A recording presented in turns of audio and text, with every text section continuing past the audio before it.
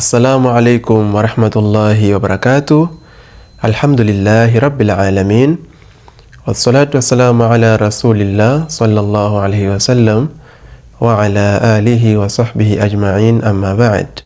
Leo tunaangalia namna gani tunaweza kuhifadhi vitabu vya PDF, tawasuli na kumbukumbu za mawaidha bila ya kupotea kwa urahisi.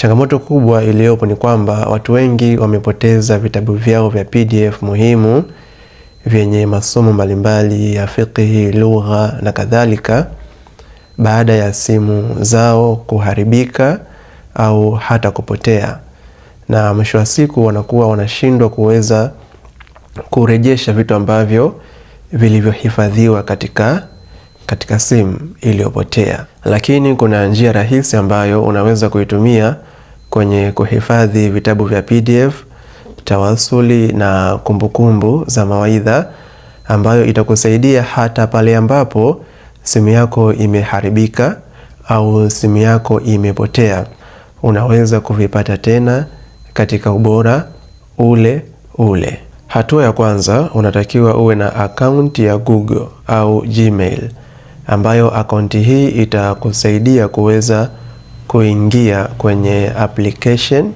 ya Google Drive ili uweze kuhifadhi nakala zako.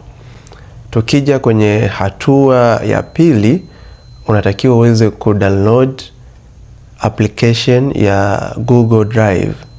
Kwa hiyo kama kwenye simu yako hiyo application ya Google Drive haipo, unaingia kwenye Play Store kisha una download hiyo application ya Google Drive. Hatua ya tatu ni kuweza kutengeneza folders. Tukizungumza folders, tunazungumza kama vile mafaili au makabati ambayo yatakurahisisha kuweza kuhifadhi nakala zako. Mfano, labda unatengeneza kabati ambalo ni special tu la kuweka vitabu vya fiqh. Kwa hiyo ukitengeneza lile folder linakuwa special kwa ajili ya vitabu vya fiqh. Labda kabati la pili utaweza kuweka ni kabati la lugha. Kwa hiyo vitabu vya lugha vyote vinaingia katika hilo kabati.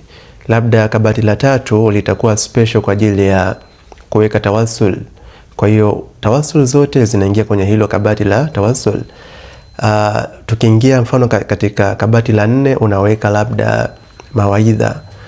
Kwa hiyo kabati la 4 unaweza kuhifadhi mawaidha. Kwa hiyo itategemea na namna ambavyo utakavyopenda kuweza kupanga mafaili yako kutokana na aina ya nakala ambazo unazo. Kama una vitabu mbalimbali, una tawasul mbalimbali, una mawaidha ya mashekhe mbalimbali, unaweza kupanga kwa namna ambavyo itakurahisishia kwenye kuyapitia. Hatua ya 4 baada ya kuweza kutengeneza folders ni kuweza kupakia au kuupload zile files ambazo zipo katika simu yako.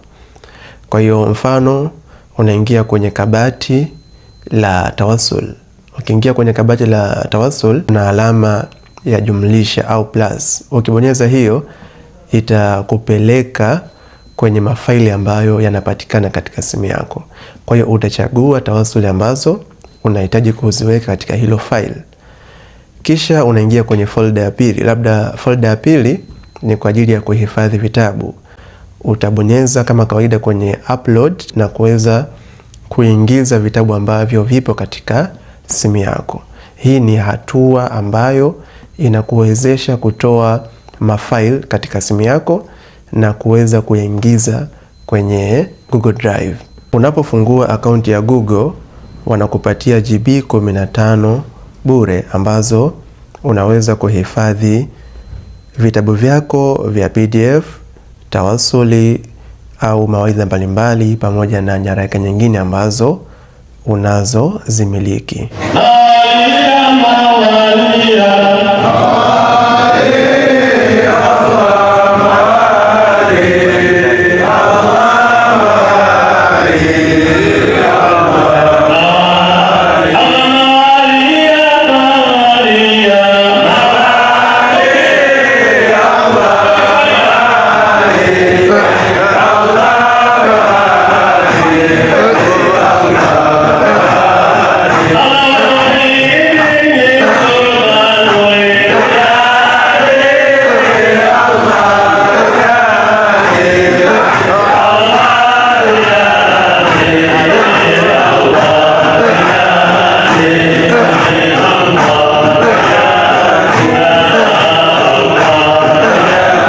Video kama hizi unaweza kuzihifadhi kwa kutumia Google Drive.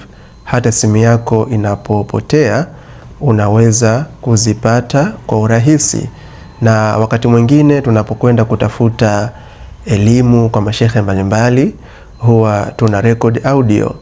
Kwenye hizo audio, ili tuweze kuzihifadhi vizuri, kwamba hata ikitokea simu zetu zimepotea au zimepata hitilafu, basi tuweze kuzipata kwa urahisi kwa kutumia Google Drive. Tunamuomba Allah subhanahu wa ta'ala atujalie elimu yenye manufaa fi dunya wal akhirah.